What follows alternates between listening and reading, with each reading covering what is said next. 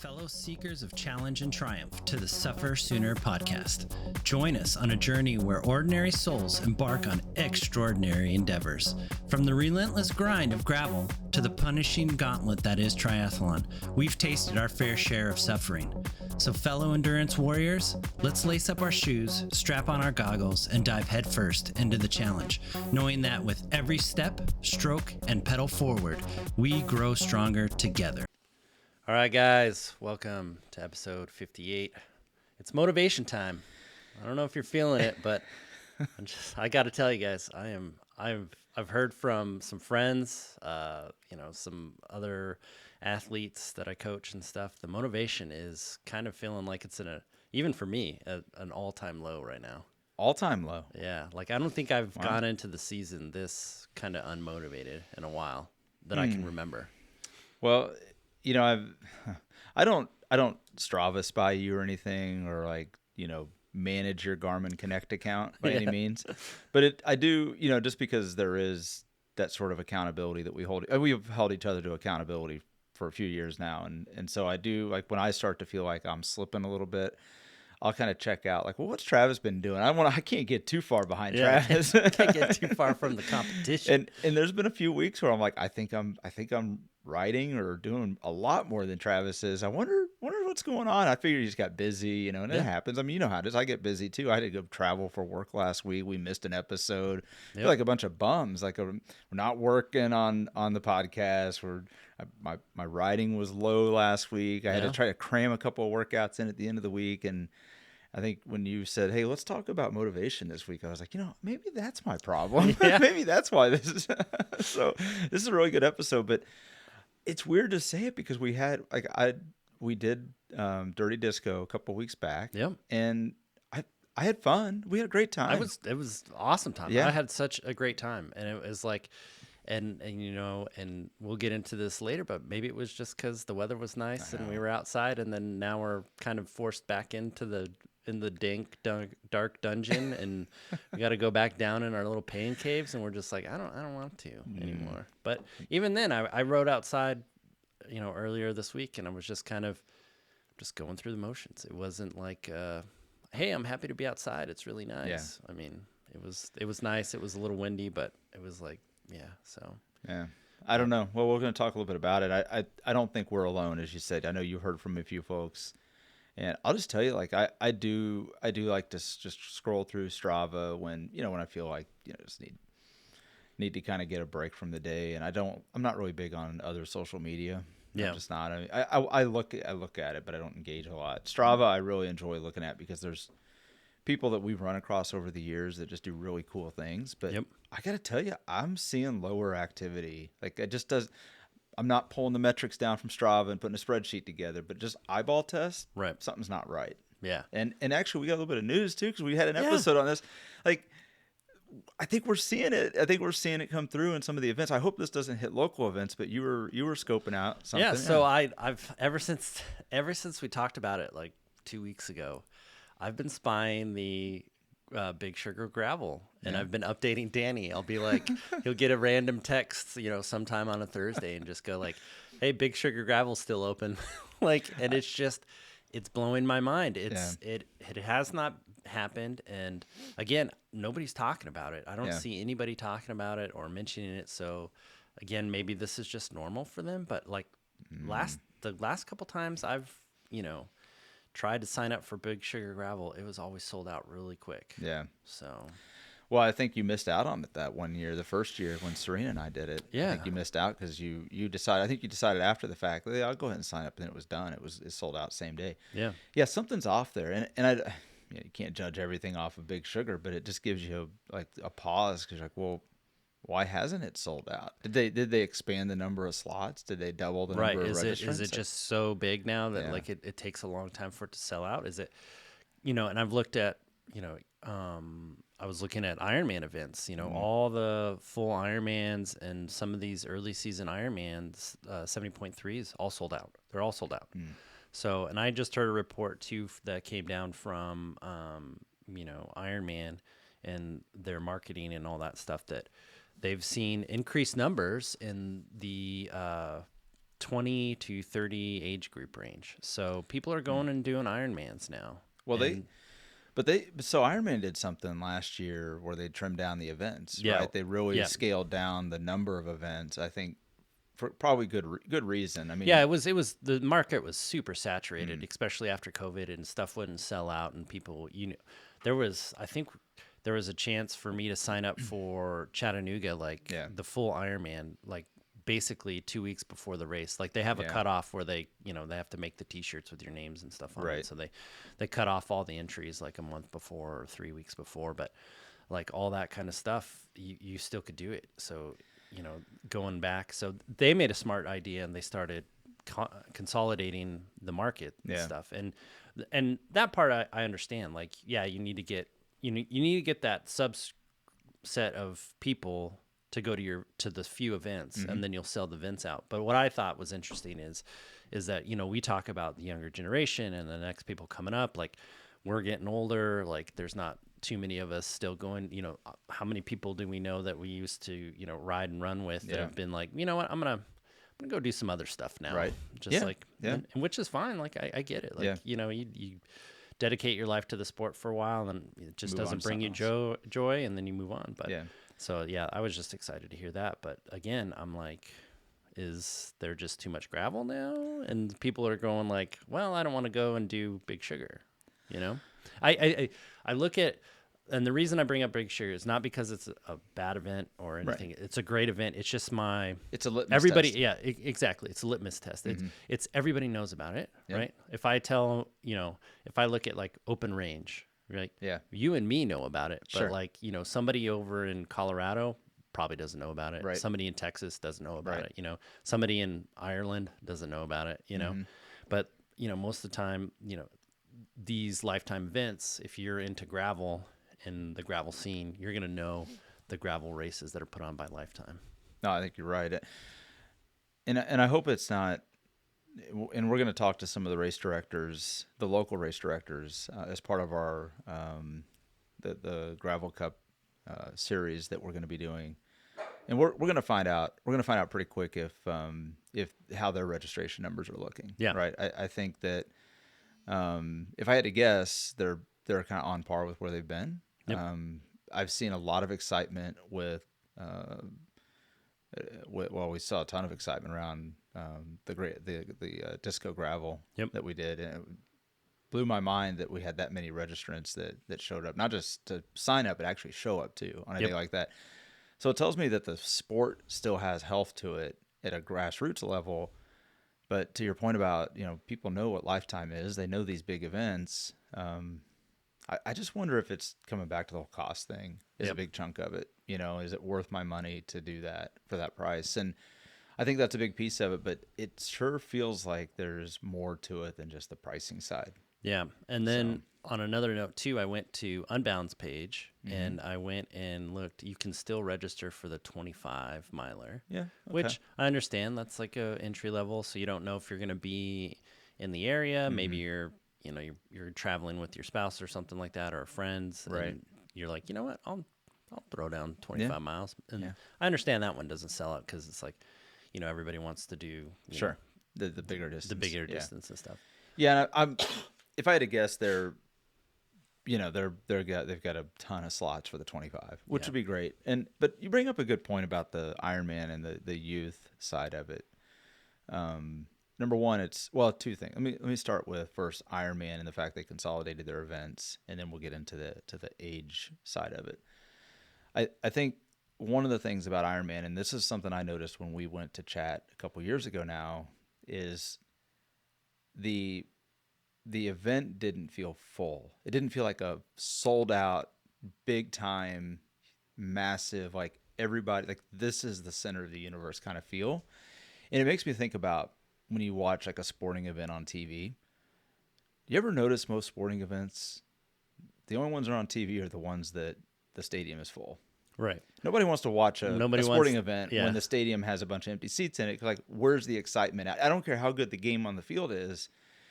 The fact that there's no fans tells you that it's probably, it's like, well, what am I investing my time and money in this Right. for? Nobody, the people that were there can't even show up. So why am I watching this? Exactly. You know?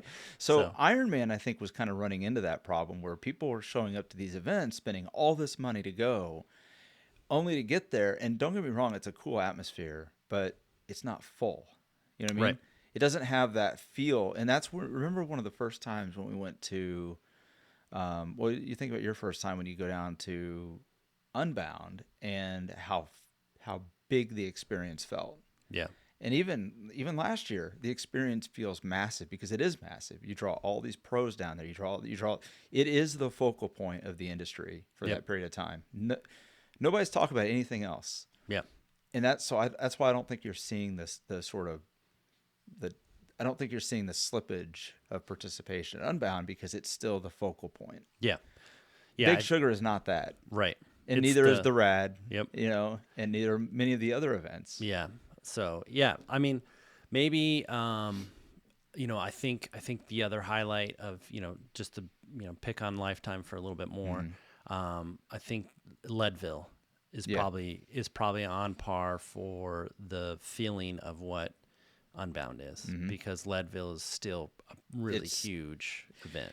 I feel like if Lifetime pulled the plug on the series and the sponsorship, you know, there's no question Leadville and Unbound would still remain as the top tier events in the country. Yeah. It wouldn't matter.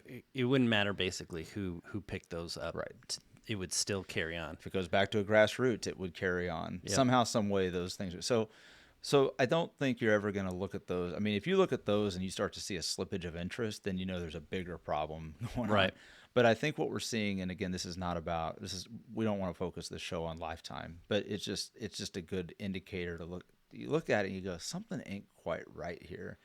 And I'm really excited to get into the local side of this to find out, are we seeing slippage in participation? And now back to your age thing. So when Ironman consolidated their events, it creates the excitement again because, oh my gosh, I can't miss out. It's going to sell out. We noticed this after they announced that, and then the next few Ironman events that went up for entrant, like the registrations opened up. What did you see? And this is all by intent, so don't believe for a second this isn't a marketing exactly scheme here. They definitely did this for marketing. Yeah, like, and I bought into it too. Like they opened Louisville, they open up, and what do? And almost immediately, Tier 1 sold out, guys. You better hurry up. Better hurry. Nothing better in marketing than the time constraint and the fear of missing out. So and they it did a great did job. Sell out within a week or two or whatever. But it creates the excitement. It creates the energy for people to want to go there. And I think Ironman did a great job. And who definitely doesn't want to miss out? That the younger generation that's been on the edge of, maybe I want to tinker in this and I want to create. So they're the one, like you and I don't, like we've been around long enough. It's like, you know what? I'm okay if I miss out on Tier 1. I'm good. Yep. If I really want in this, I can get in Tier 4, maybe spend a few extra bucks, but I'm going to be fine. Yeah. Right? And it's like, oh, all my friends are doing it. And I'm like, oh, good. Go have fun. Yeah. I'll see you next year or whatever. I'm kind of that athlete that like, I've done first year races before and I've done, you know, all that kind of stuff with Ironman. And now it's just kind of like, I'll do the Ironmans that I want to do and that I can fit into my schedule. And if the way I do, you know, 70.3s now is if they fit in my schedule and it makes sense in my training, there will be a 70.3 in my schedule. If not, then I'll just do it by myself. I'll go to the pool, I'll swim, I'll go and ride my bike, and then I'll go run a half marathon. It's not, I don't need the race. I like the race. The race is great because it gets the best out of me, but I don't need the race to go and do the distance anymore. So it's kind of like one of those things like, but again, I got sucked into it. I would check and I almost pulled the trigger on some of those. It almost worked on me, which is fine, is what it's supposed to do. And there's some races, you know, it was, you know, last year, what was it? It was Louisville, Kentucky. Everybody loves that course. Yeah. I'm not from that part of the, you know, the U.S. Nice part of it. Yeah, everybody says it was great. So I was like, you know, whatever. I'm not good. But if there was like one, you know, they decided to open one back in my home city or whatever, I'd be like, heck yeah, sign me up. I can't miss out. I gotta go. You know, like if it's part of the country that I know. So the fact that we're seeing events, big events, not get the type of excitement that they've had and not get the sellout. It could be money. It could be. Yep. But what if it's not? And I am a little worried. And again, I sort of like I take all these pieces of information around, and I'm going, okay, so events they definitely are not selling out. Activity on Strava, just through the eyeball check of people we know that are usually very active, starting to see some slippage in that. And I am kind of wondering, tying it back to this episode here about motivation, I am kind of wondering, like, I wonder if motivation is a problem right now. Because again, once you've been doing this for a while, like, you create your habits, and you, like, we go do the workouts, right? Like, it's not like we're not doing the workouts. It's just, I gotta go do it, you know? And so like, I'm wondering if there is just sort of like things are getting stale. And we were talking about this, like, kind of the other day too, like, when you're training inside and you gotta have something, like, you gotta have something to distract your, okay. If anybody's out there training inside and stares at the wall in front of them for their 2-hour ride on the trainer or their hour treadmill run, more power to you. I don't know how you do it. You're more mentally tough than I am. Trust me. You win. Yep. But 90% of us, I'm sure, have a TV on, try to watch a movie, try to watch podcasts, trying to catch up with things, or you're reading a book. I know people say they read a book. I don't know how you read a book, but hey, again, if you can do that, that's awesome. Yeah, I listen to audiobooks. Sure. Yeah. Sure. But I mean, like, there's only so much. I mean, I'm all caught up on all my podcasts. Like, I'm like jonesing for like Thursday when the new podcast comes out, because it's like I've listened to all the people that I follow. Like, I'm kind of caught up on all the podcasts. I'm almost through like 4 books this year. Like, it's not that I'm not putting in the work, but it's just like I'm kind of like, man, I've dedicated a lot of time on this trainer, but I'm just still, I feel like meh. Yeah. I don't feel like, I'm ready to rock. Right. I just feel meh. Yeah. Yeah. And even so let's kind of get into this. Like, I think one of the segments we had was like dealing with low motivation. Yeah. What do you do when you have bad, low motivation? Well, so I haven't really pinned down my challenges right now to motivation yet. Although when we were talking about doing this episode, I was like, I think that's actually, maybe that's part of the problem right now. Because, like I said, when we rode out, we go right outside, it's great. Like, I have no issue doing a 3-hour ride outside. We just did one Sunday. I didn't have any problem with that. Yeah. Now, I think I did make the comment to you. I said, hey, we started getting these 4 to 6, 7-hour rides. We got to find a different road. I can't do this. It's the same route we ride all the time. I can't do this. Like, there's got to be some more excitement outside other than just riding up and down the same road. And so definitely I started to kind of get a peek at, like, man, we're like 3 rides in on this route and I'm already feeling like I need a different route. Like, and then this week the weather was beautiful, but I couldn't get my ride in until late in the day. So I had to do a 2-hour ride on the trainer. And man, I did not, I did it. I did the interval part of the workout, but then there's a block of endurance at the end. I was like, I don't feel like doing this. And legs weren't feeling good anyway. And I just like, so I shut it down 30 minutes early. Actually, that one might've been 45 minutes early. It was a 2-hour workout. I did an hour 15. And I'm like, that's not what I need to do. Like, you don't want to get in that habit either. But so I was like, well, you know what? Not every day is your best day. So shut it down. It's endurance. You can build endurance in later on. There's ways to manage that. And yesterday I got on the trainer again, 2-hour endurance ride. Didn't want to be there. And I wasn't thinking about motivation as a problem. I think it's just one of those little slopes you find yourself on.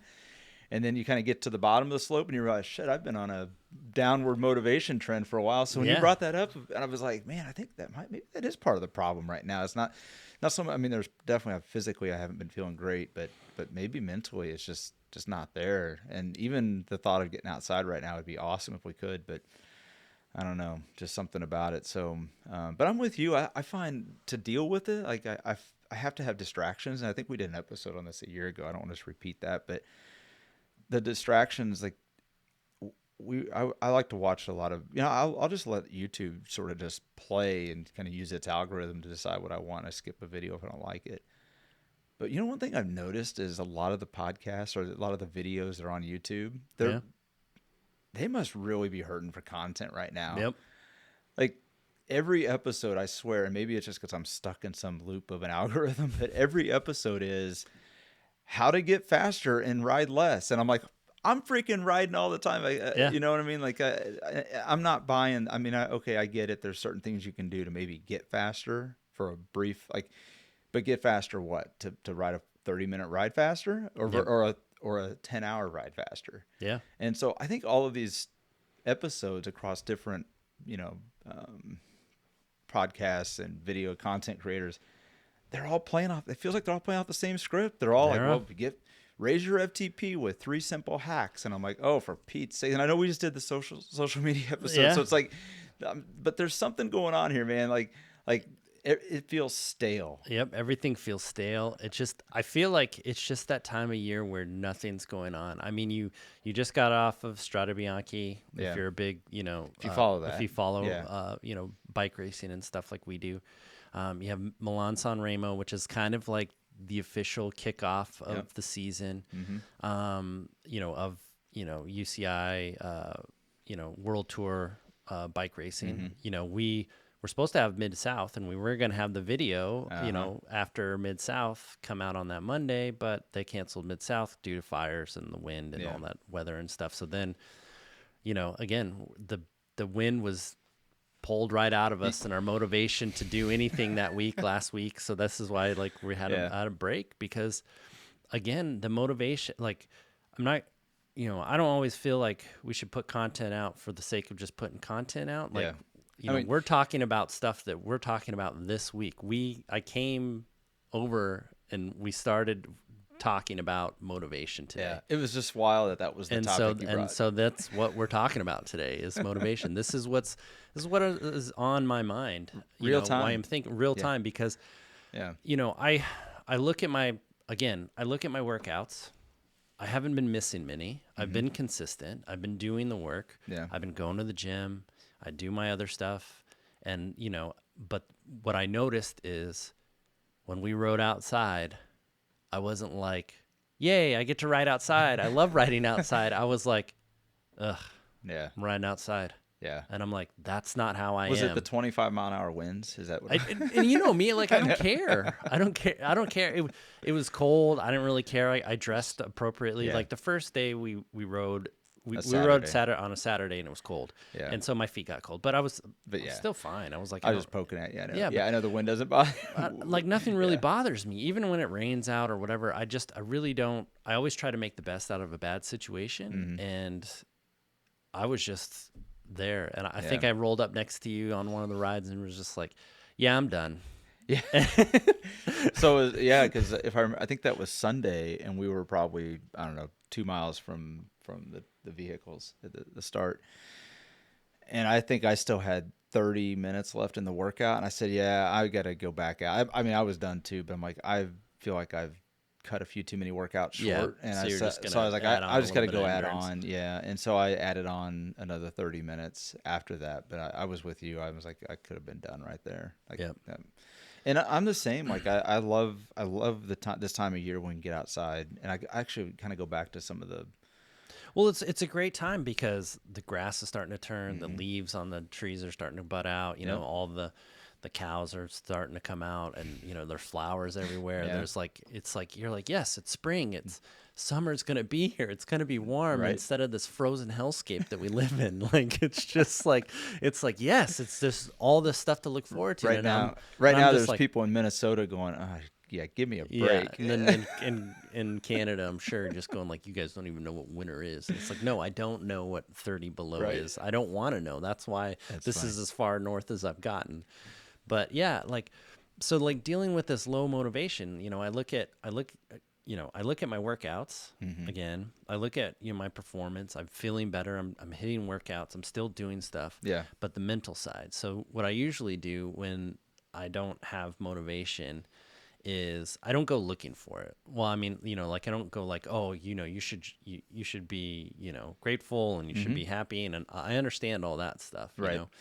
And and then it's not like I put on YouTube and I go like, show me the best motivational videos, I can see. You don't have like the corporate motivational posters. Corporate, everybody climbs Everest and, every challenge started with one step and you're like, even in the darkest moments, Travis, find the light. Exactly. Yeah, exactly. Like find that thing. I know it's just a phase. And so what I usually do is I go through the 3 checklists, right? Like, am I getting enough water? Like, am I hydrated enough? Oh, you mean like literally in the ride? Like, no. In my life, really. Oh, okay. And am I eating correctly? Am I fueling for the workouts and fueling after the workout? So am I carrying too much of a caloric deficit into subsequent workouts? Yeah, I could do it. Yeah. And, just basically makes me feel tired. And then when I get on the bike, I am tired. And so like I look at, am I fueling correctly, for the ride, on the ride, after the ride? And then the other thing is I usually check,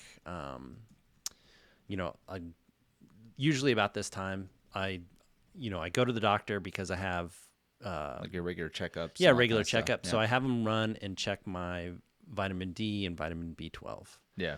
Because I do have like seasonal depression. Like it's a thing, and if I don't get outside, it's bad. That's why my family just lets me go to Arizona. Well, and not to drill in on that too much, but I think we talked about that well before we started the podcast. We had talked about, I think it was might have been 3-4 years ago now. We talked about that winter when we came back. I remember like that winter was kind of a dark winter. And I want to say that was probably the year before we did Iron. So it's like 21 into 22 maybe. Yeah.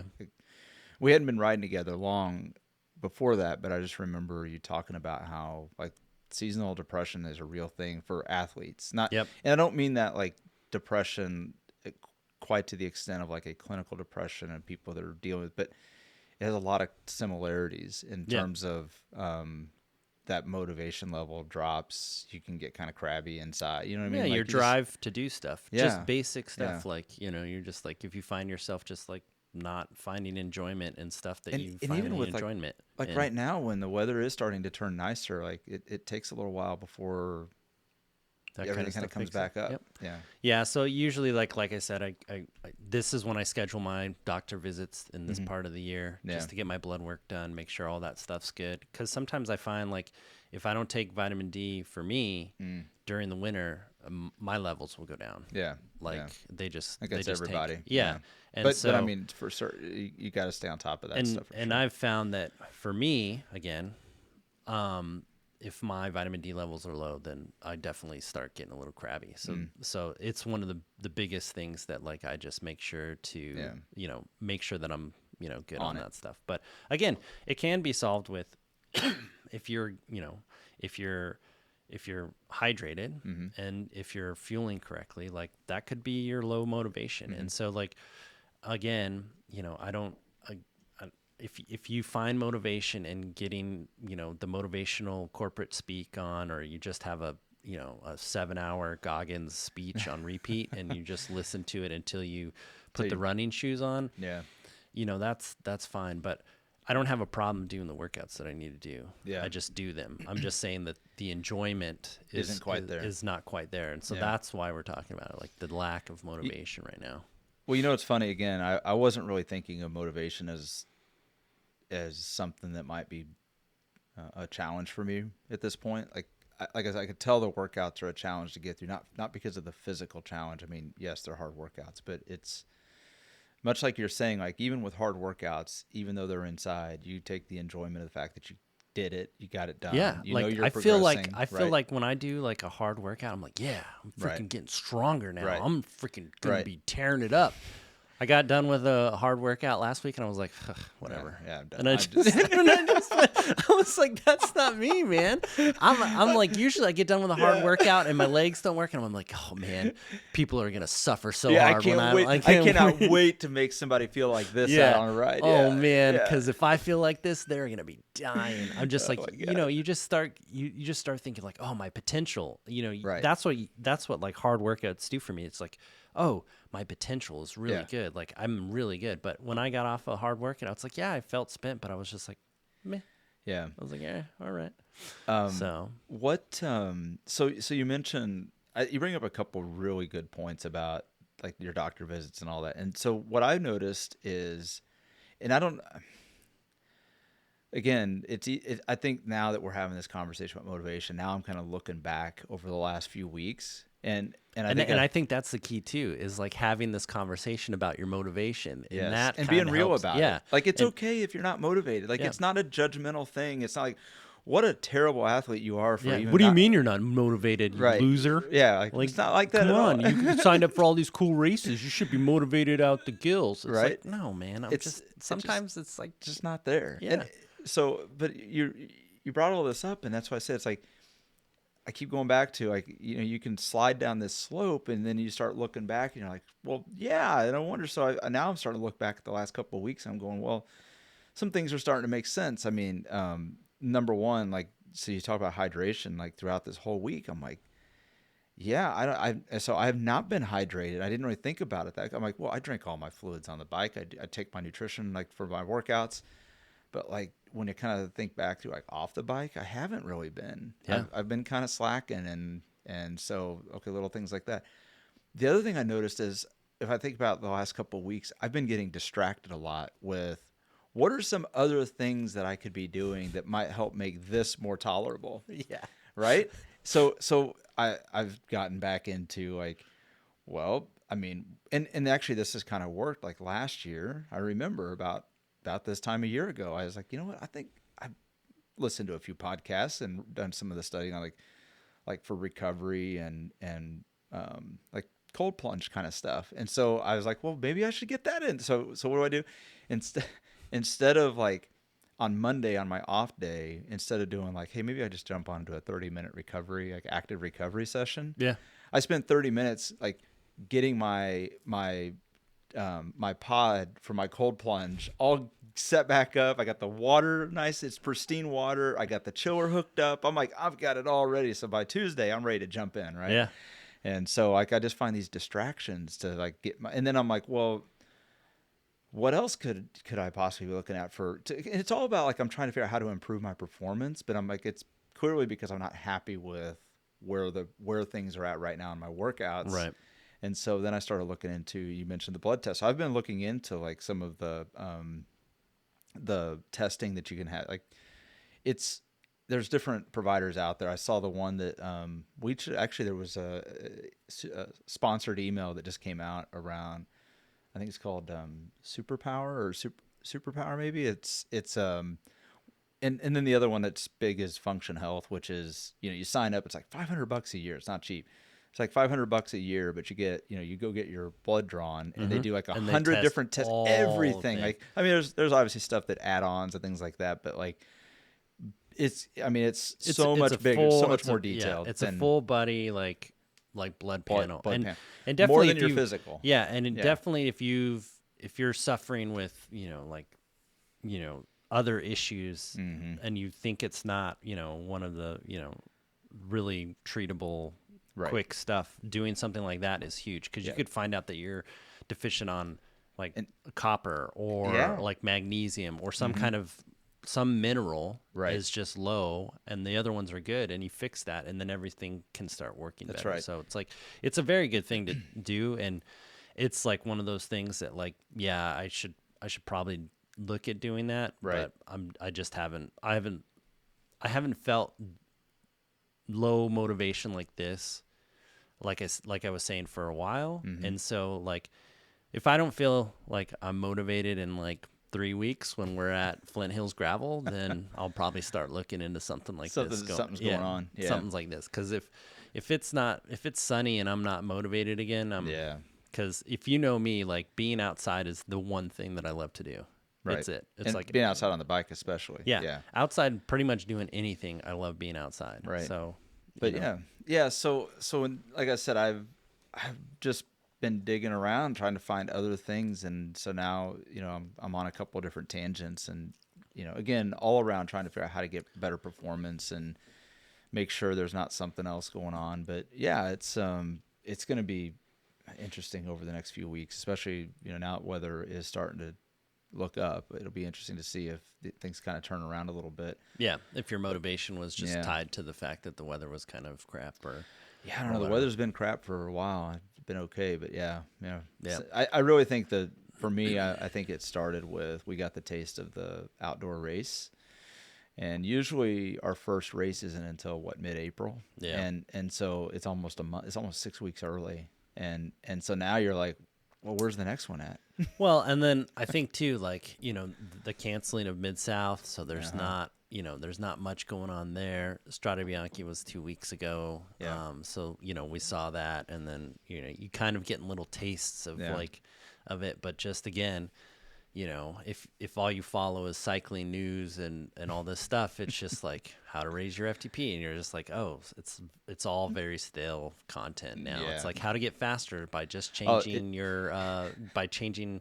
Like, I watched a video the other night. It was like, oh, if you're riding your bike and your shoulders are really tense, you're like costing yourself in in efficiency. And I'm like, well, I'm like, right. Thanks. Good tip. So he had like 6 tips, and all of them were relax. Yeah. And I was like, oh my gosh, bro. That's not really helping much of anything. So, but again, it was just like, it's just kind of what the algorithm fed me, and I was just like, all right, well, we're cool with that. But it's gotten so bad, Travis, that I've seen.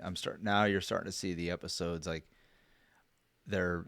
people are creating content that's just totally opposite of everything we've known to be true, just so they can create a counterpoint to create content. And so the one I saw was 40 millimeter tires are faster on the road than a 28 millimeter tire, and I'm like, okay, can you find a scenario where that's true? Yes. But for the bulk of the riders, and I get it, because I was like, well, but people used to ride 23s and 25s, and then we found out 28s are actually faster. Again, depends on what type of riding you're doing. Yeah. And depends on, so there's so many factors, but people create this content and they focus it on like that very narrow scenario that makes the statement true, but they don't tell you that. They just make these blanket statements. Now, like, oh, well, now 40 millimeter tires. No, nobody's going out and now if you just are casually riding the bike path, 40 millimeter tire would be a great tire because it's comfortable and it's probably got a little bit more protection to it for any kind of punctures. But I'm not sure I'm going to be seeing many 40 millimeter tires at the local crit race. No. Not that I go to them, but you see, right on the fast group rides. Oh, those the 40s. You riding the 40s? Yeah. I'm riding the 40s. I'm still mopping you up all over the place, but that would be pretty bad. Like I'd feel like I'd be like, all right, maybe I will buy the 40s. I correct my statement. Right. So I think kind of back to this. Like the only thing you can really do, I think, a couple of things. One is if I like what we talked about before. This was, how do we, you got to, first of all, can you acknowledge like there is a motivation issue? And to me, like just talking about the fact that, hey, maybe motivation is the issue. That's step one. Like let's first at least acknowledge, is it a possibility? I wasn't thinking of it as a possibility, but so if we hadn't had this conversation, I could be 2 or 3 weeks more down the road before I'm realizing like, oh, maybe it really is a motivation issue. And I'm like, well, crap, I wish I would have figured that out back here. Yep. Because maybe I could have been, maybe I would have scrapped a couple of workouts and like tried to, refresh the plan a little bit, and not necessarily the plan, but refresh my mindset and try to knock myself out of it. And then you can kind of come back and say, you know what, I'm going to focus on this workout, and this workout. And that's all I'm going to worry about. If I can just get those 3 done, maybe I don't need to ride 5 times a week to just bang my head into that wall and just force myself through it. I mean, maybe that's the answer, but maybe 3 times is good as long as I'm getting the quality in. Yeah. And this goes back to like, when I coach athletes, like, they're not motivated all year long, They're like, true. When I see them start skipping workouts and missing stuff, and they're telling me like, oh, the wife's on me, or the husband's on me, or the kids are being crazy, I just start pulling everything back. And then what I do is what I like to do is just give them the easy wins, right? Yeah. And it's just like, we're gonna do 3 workouts this week. They're relatively easy. You should be able to handle them. We're gonna get that win. And then we're going to start building from them. So we just build on wins, and, success breeds success. And we just start building on that as, because sometimes, the motivation's there, but then they don't have any time, or the motivation's not there and they have all this time and they're just like, now I just feel like I'm worthless because I'm not doing anything. And then that spirals into just negative talking, self-talk. And so what you want to do is don't talk to yourself negatively. Just say, you know what? Just like you said, just, what are the important things I have to do this week? Yeah. And you're just looking and you're like, okay, I have to do this Wednesday ride. I have to do this Thursday gym workout because I need my strength. And I have to do these weekend rides. That's it. That's all I got to do. All right. I'm doing that for sure. I'm not going to miss those. I'm going to do that. You start getting those. And that's how you get back in the motivation, because the motivation is going to come. The discipline has to be there though. Well, and because it's going to ebb and flow. But the discipline, like for me and you, discipline is always there. If I have to ride my bike, I'm going to ride my bike, even if I'm crying the whole time. Well, but the thing is, I think what's important in my mind is don't let it get to the point that you're number one, you're just burned out, and then you lose the good habits that you've established. And I think we've seen this with people we know over the years, where maybe they do get to a point where it's like, I don't need to ride my bike 7 times a week and 3 hours a day each day. And show up to every single group ride that's going on and go to every single fondo that's in the area. Like, I don't have to do all of the stuff. Like sometimes they just like, all I do is ride my bike. And I haven't seen my family in 4 months. It's like, dude, you gotta calm down.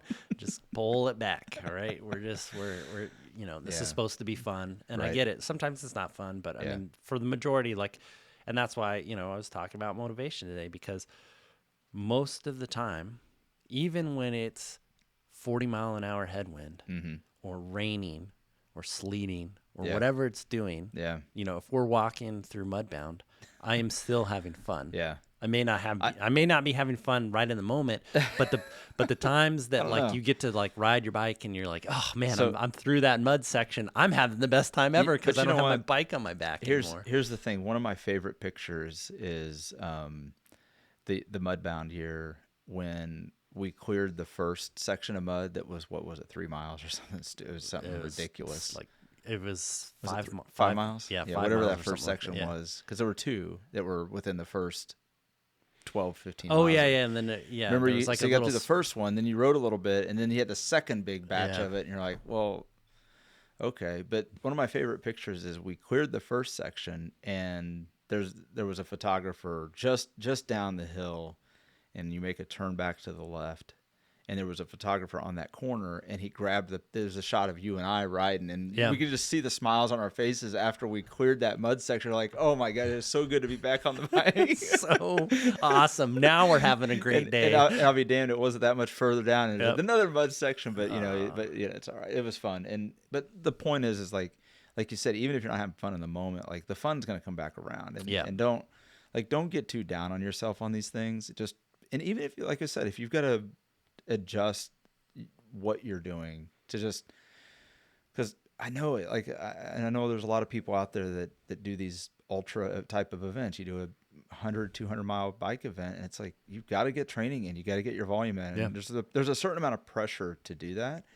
But then there's also something to the fact, like, you know what, if I got to scale a little bit down on the bike, and maybe it doesn't mean I just sit on the couch the rest of the time. Maybe I lift, or maybe I just go for a walk in the park and enjoy being out on a mild day and just not on the bike, but doing something active, and just find something to sort of, jar the routine. Because I think that's part of the challenge, is we get stuck in these cycles of structured training, and you've got to follow, like, Tuesday's a hard day, Wednesday's a endurance day, Thursday's a hard day, Friday's active recovery, Saturday and Sunday hard and long days. And it's just like, oh my gosh, can I just get, where's the fun? Do I just get to go ride my bike? And I got to think about this too on our ride on Sunday.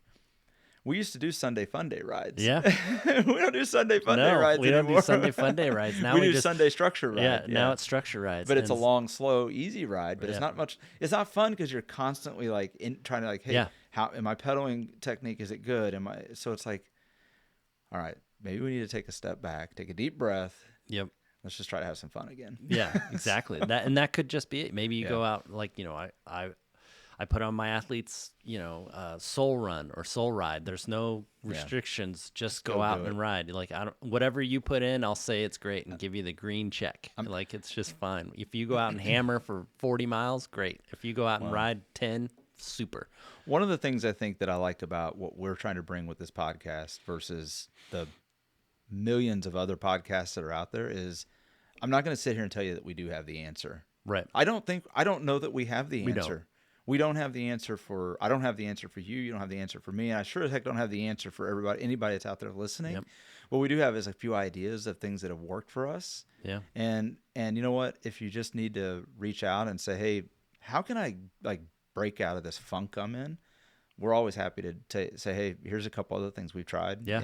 Because we have been, I've been doing this for, it's almost going to be 20 years of being in triathlon. And then it's been, almost 6 or 8 being in full-time gravel time. Yeah. So I've done this endurance stuff for a long time. And it's probably been through the cycles. Yeah. And it's almost, a decade worth of coaching too. Yeah. So it's one of those things that's like, I've been through a lot. I've done all the diets. I've done all the intervals. I've done all the training methods. I've done all the things. Yeah. And, it happens. And sometimes, again, when you've been at it as long as I have, sometimes you just forget that, that stuff happens. Yeah. And you're just like, and like we were saying, you're just like, you come in and you're like, and I was telling Danny, I was like, you know what? I think I'm not motivated. It was like, and he's like, I think you're onto something, but it happens to us. So, definitely and like I say, we don't have all the answers. I just have stuff that works for me. I just say the best thing you can do, take care of the basics, focus on that kind of stuff, make sure you're getting your key workouts. Don't beat yourself up about missing, the non-key stuff. Yep. Make sure you're hydrated. You're definitely, especially when the temperature is changing, when it's cooler out and then it's warm and it's cool and it's warm, it's cool, warm. Yeah. You're not just, your hydration status is going to be messing up. And then definitely just make sure the fueling is there. And that usually, 9 times out of 10, that's usually one of the things that is causing that low motivation. Yeah. And remember, it took you a while to get to the low motivation. It's going to take you a little while to get out of the low motivation. It's not like, I went home and I ate 2 cheeseburgers and now I feel so motivated. That is one thing, though. You will not eat your way out of your lack of motivation. Yep. Although I've tried a couple of times over the years. Well, me and ice cream. I went and had ice cream last night. So I'm like, there's something weird. Because I'm not a big fan of ice cream. You need to maybe you should get your hormones checked, because that's feeling like, because, when my wife was pregnant, she wanted, pickles and ice cream. Pickles and ice cream. I love pickles. Don't get me wrong, but the ice cream. I was just like, I went out and I was eating ice cream after I got home from swim last night, and I was just like, I'm the only one that bought it. That's even more weird. Which is it's one thing to socially eat ice cream, but you eating ice cream by yourself is almost unheard of. It's one of those things. I'm not a big ice cream person. Dairy is not my friend. I'm surprised you're even here today. Yeah, I'm probably. I don't know what's wrong.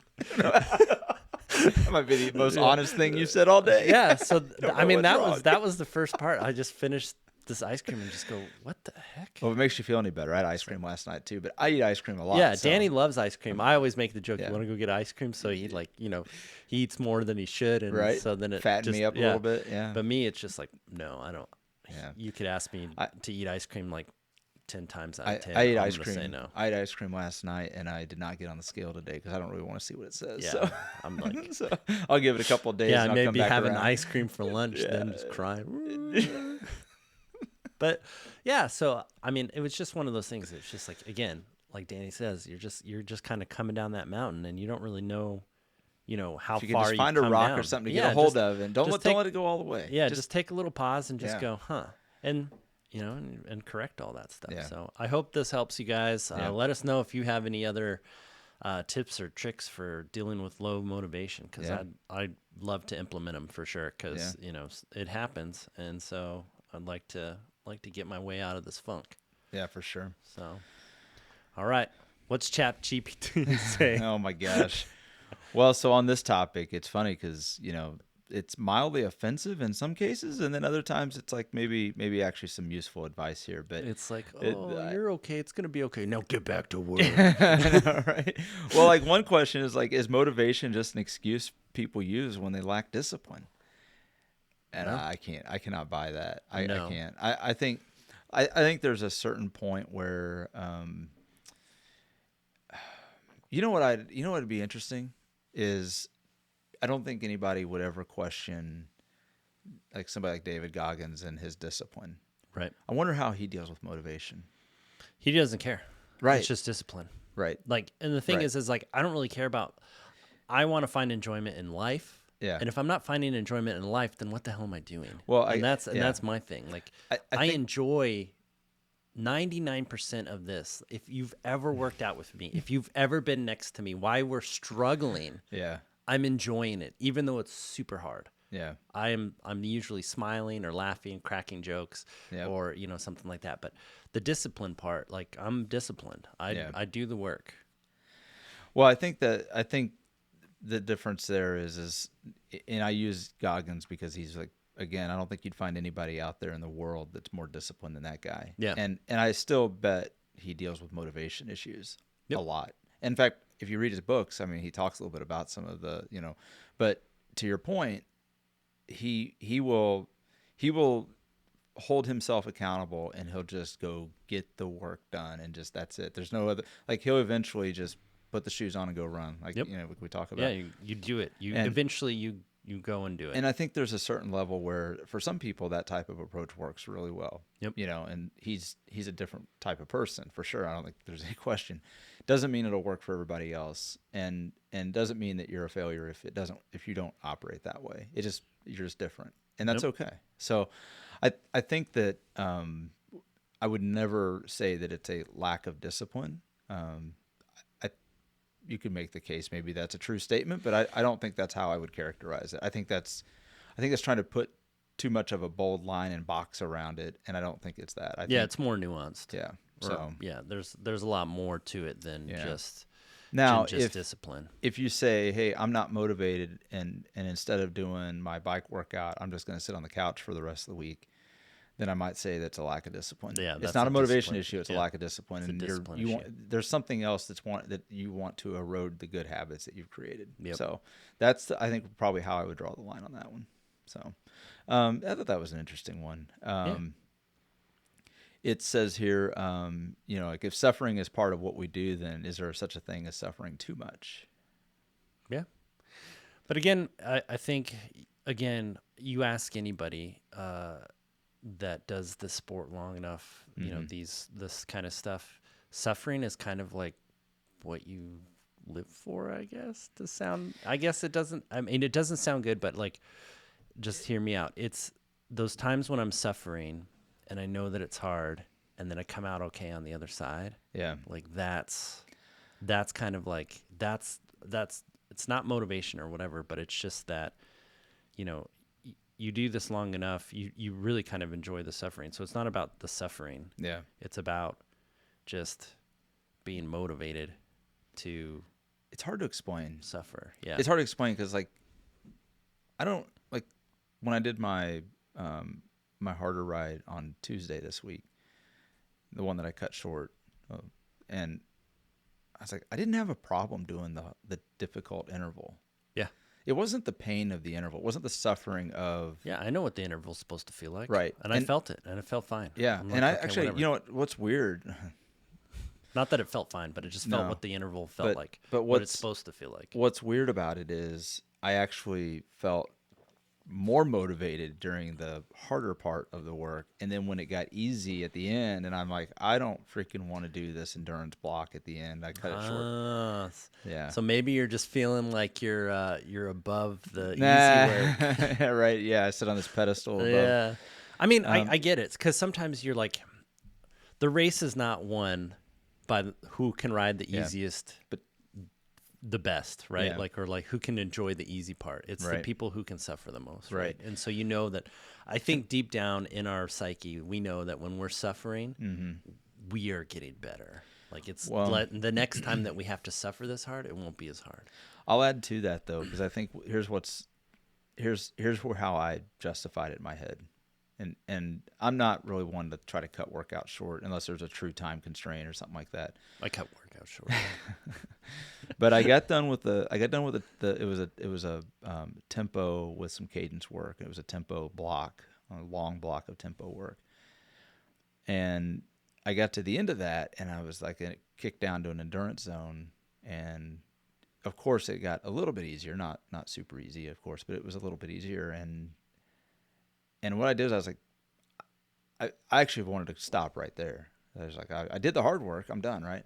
But I was like, well, but I think the purpose of this workout is to be able to do the hard work, fall back to a slightly lower intensity, and sustain that, and let that sort of that lactate and everything else is building up. Let that sort of dissipate slowly, so that you understand how to maintain a still difficult effort in endurance zone, but not quite as difficult as up here. And so I said, you know what? I'm just going to go 10 more minutes and see, as my heart rate starts to come back down into an endurance zone, then I'll know that I've sort of done the intent of the workout. Does that make sense? Like, so I actually ended up going like 20 minutes of the endurance zone or something like that. But the point is I'm like, you know what? There's the purpose, again, keeping the purpose of the workout in mind.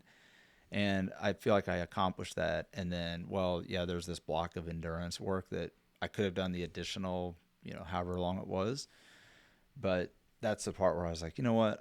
I'm kind of done right now. I just don't want to be on this anymore. Yeah. So anyway, just, I don't know if that rationalizes it. That's just a good excuse I came up with, but that's kind of how I thought of it. And at the end of the day, I'm like, you know what? The only person that has to live with the result of that is me. Yeah. So I always tell my athletes too, I'm just like, oh, when they cut workout short, I'm just remember, if you don't reach your goal, it's because of this, because of this 30 minutes that you cut off on your, I'm like, it's not that big a deal. Yeah. Like you can, you could spend the next 2 weeks and add 2 minutes of endurance, and you'll have more than, what you missed. Right. So it's just like that kind of stuff where you skip out on workouts. Again, I think you did the right thing, and it's just looking at what the purpose of the workout it was, and it was basically tempo. You're trying to bridge up to something, then you get into the group, and then you're just going to hang with the group. Now, if you were with a group and riding easy, you would have just continued to ride easy. Right. You wouldn't have just said, "Oh, guys, I'm done. I'll see you later," and then fell off. Like if you were tired, yes, but if you were fit, you would, if it was in the real world. That's why I think sometimes that's why, kind of go off on a tangent, but this is why I love Zwift, because there's always somebody on Zwift. There's always a group. Yeah, there's always a group. And so for me, if the motivation just to ride hard is not there, then I love going on Zwift, because then it's just like, oh, I'm racing that guy. Oh, I got to catch this guy. The workout makes sense. Like, oh, I'm doing a VO2 max. That means I'm bridging up to this guy that's way up here, and I go and do it, and then I recover because I'm in drafting and all that other stuff. And you're just like, the workout makes sense in the real world, not just, go this hard and entertain yourself for 5 minutes. Yeah. Then, cruise. And then, that part, when you just have time to just spin in your head, it just gets unmotivating. Well, and I think, again, that's where I like how you said that, because having a group is a big chunk of this too. Like if you're, and so if you're training individually, I think if you want a way to get out of the funk is go ride with people. Yep. And go train with somebody. Yeah. Train with somebody who's better than you or not as good as you, whatever. Get somebody involved. Yeah. And man, it'll change the way you train for sure. So one more, and I thought this one was a good one here. So are there any mental tricks? Well, there's two actually. Sorry, there's two questions left. First one is, any mental tricks for fighting off negative self-talk during a long session? Oh yeah. Yeah. I got tons, man. As happy as I look on the outside, I absolutely destroy myself on the inside. Well, we're all our own worst critic, right? So there is a lot of stuff. So one thing that I have done that really helps is I gave that little negative voice a name. And so you give it a name. You've gotten in trouble giving people names before, by the way, I'm just going to say. Yeah.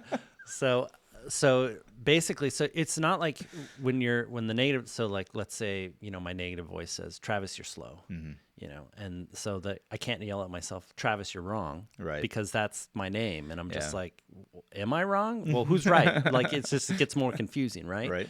So if you name that voice, and I've used Steve or whatever, or, usually I make some kind of funny name that I hear, but like Steve is fine. I'll be like, Steve, you don't know what you're talking about. Like in that voice will go like, well, Travis, you're slow and you're lame and you're fat and you ate that ice cream and you're just a horrible person. I'll be like, Steve, you don't know me. Like, just, you don't know me. You don't know. Just shut up, Steve. Like, that's not what happened. That really, when you add the name to that voice, you can start to talk to it instead of letting it talk to you, and you kind of get a little bit of power over it. And, and then on the other note, when you say positive stuff to yourself, so you're like, Travis, I can do this, or you can do this, Travis. You can do this. You can get over this hill, Travis. Right. You can bridge up to that group. You can Just can get that keep last minute in. You can keep moving forward, Travis. You're doing great. You're doing awesome. You're doing, and the thing is I say the positive stuff out loud, Right. and then the negative stuff, except when I'm responding to my negative voice. Luckily, nobody's around me when I respond. I was going to ask you. I think I have yelled out like, you don't know me, or something like that. Like I have been suffering, and you've heard me kind of yell out like, so I do talk to myself. I was going to ask you if your kids have ever like, yelled down at you like, who's Steve? Dad, who's Steve? Yeah, they just don't. Like anything that's going on in the basement when I always tell them that it's going to be a hard workout, and any words they hear down there, they're just like, the time to be worried is if it gets really quiet. Yeah. Then you should be worried. Otherwise, just don't ask questions. Yeah, don't ask questions. Don't go down there. So those are the two that I have for sure. So the last one, I want to make sure we hit this one because I think this is a contributor potentially to a lack of motivation for folks. So if you get stuck in a plateau and you're sort of losing motivation because you're in a plateau, so how do you? Because that happens. I mean, that's a real thing. So how do you break through those situations? Well, plateau. Usually, when you lose motivation in a plateau, that means you're getting really close to having a breakthrough. So, depending on how long the plateau is. Now, if it's been a couple weeks and you haven't seen any changes, now it's time to kind of reevaluate what you're doing. Mm-hmm.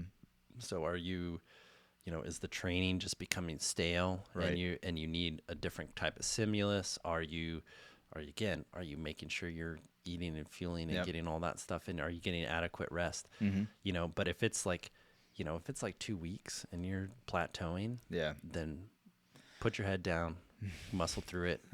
Let me know when you get to 4 weeks. Right. That's because usually what'll happen is that breakthrough is kind of building up and getting ready to come through. The other thing I've noticed, I think this happened to me last fall, was when I started I would say I noticed that my fitness was plateauing. I wouldn't say my motivation was coming down yet, but it was definitely like, because it gets frustrating when you've been riding and you're like, man, I feel like I should be stronger, right? And so sometimes, to your point, I think sometimes you just need a different stimulus. And so I would just out riding, that's one of the days I decided, I'm just gonna do a couple sprint efforts in the middle of this and just see what happens. And then that sort of, I did it on the next ride, and then not structured, just decided to work them in. And then all of a sudden, like, the thought that I should be stronger started turning a little bit of reality of like, I actually am a little stronger now because I've just done I'm doing something different. So I now is motivated when I get out there. I'm like, when I get to that section, I'm going to hit that hill as hard as I can. Yep. It just gave me a different type of carrot to go after. And I think especially when you're outside, or if you ride Zwift and there's a segment on Zwift, you want to, like, don't be afraid to throw those in. I mean, maybe your coach won't be happy if it's an endurance day and you throw a couple of sprint efforts in there, but I don't think it's going to wreck your training. The only time I have, my job as a coach is usually to pull those people back that are trying to do sprints every single day, or they're trying to run tempo every single day. I do a lot more pulling back than I do of letting people go. So if you're one of those that are just like, you've been hitting the workouts, your coach is not going to care that you throw in. You're like, you know what? I got to this hill and I just, I felt good. I felt good, and I just wanted to freaking reel it. I just was going, and I was happy. I saw some really great numbers. So, well, I think that's a really good place to kind of wrap up, because I feel like the motivation thing, it's real. It's not just hey, I'm going into fall or winter training. It's any time of the year. In fact, it can happen in the middle of summer, and we've seen it happen in the middle of summer, especially when it's super hot out and you just don't even want to get out. Yeah, it's 100 degrees, 100% humidity, and people are just like, "Yeah, I'm not going out there." Right? And you're just like, "But it's sunny, nice. You're gonna be wishing for this midwinter." And so we all, what was it, last summer? It's like, we always say that, you always wish for like cooler weather when it's the hottest. Yep. And it's like, we would be out riding in this 100-degree heat. And I'm like, I still don't wish for cold weather. No, like I just don't. So no, I it's weird because just normally I'd say, oh, I'd much rather have cold weather because I could just put more layers on. Yeah. Now when it comes to riding a bike though, I'd rather have the heat. Not for training, not for doing any of this stuff. I would much rather just have hot weather. So. Yeah. But yeah. Well, guys, thanks for listening. And again, if you have any tips or tricks on getting some motivation going, let us know. Yep. And, hope you enjoyed it. Share with your friends, like it, favorite, subscribe, all that other stuff. It really helps us out to spread the SufferSooner stuff. And, hope to see you guys soon. Well, we got 3 weeks till, I think, 4 weeks till Flint Hills Gravel, the first one. Yeah. Good times. It's going to be great. So, all right. Talk to you later. Thank you for listening to this episode. Please, if you like what we are doing here, leave a like, rate us, comment, subscribe, and share with your friends. It really helps us grow and finds us more SufferSooner squad mates. And remember, when the finish line feels impossibly far away, we don't give up, we push harder, we dig deeper, and we find solace in the knowledge that our suffering is temporary and our resilience is forever.